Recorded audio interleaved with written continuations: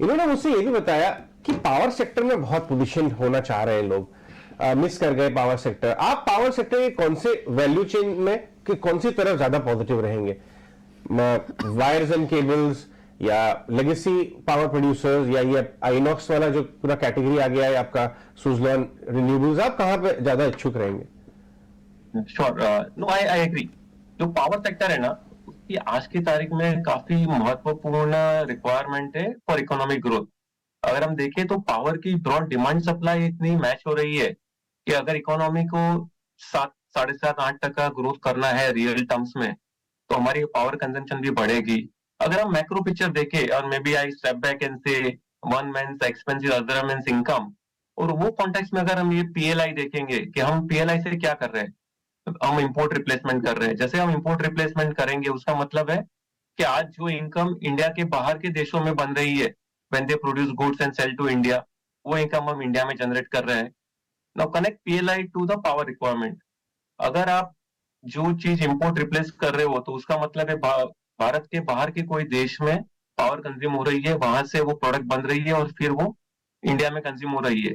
तो अगर वो प्रोडक्ट इंडिया में प्रोडक्शन होना चालू हो जाएगी, which is what we are seeing, जैसे आईफोन के बारे में हम देख रहे हैं अनाउंसमेंट कि Apple is just increasing the production.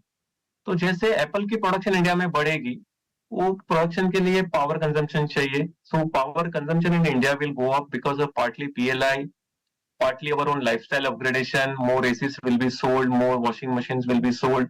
So the consumer durable demand plus हम जो इलेक्ट्रिक व्हीकल्स के बारे में सोच रहे हैं, तो नेट नेट हमारी भी वही व्यू है कि इंडिया में power consumption will increase and who can benefit, I think multiple sectors. So one is power generation companies, because जब तक वो पावर नहीं बनाएगी तब तक शायद पावर बनेगा ही नहीं। So that is one set of segments with in which thermal companies भी है और रिन्यूएबल कंपनीज भी है, जैसे आपने नाम बताया।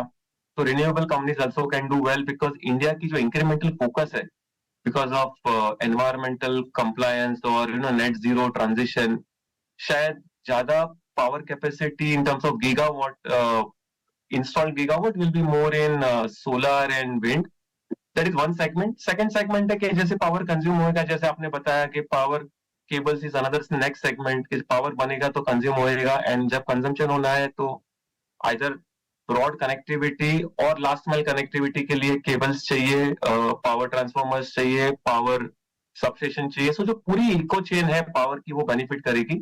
और तीसरी सेगमेंट है, वो शायद इक्वली इंपॉर्टेंट है, is a power finance companies. क्योंकि अगर इतना बड़ा कैपेक्स इंडिया में होना है फॉर पावर सेक्टर, तो capex has to be funded.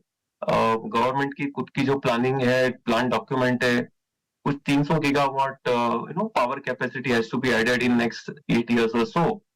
तो उसके एंगल से हम देखेंगे तो power capex will rise and power finance projects will require money from lenders. So I think वो भी इक्वली पावरफुल सेगमेंट है कि जहां पे long term visibility of lending cycle and luckily asset quality is pretty good. So that's the three separate piece, where हम power sector में participate कर सकते हैं।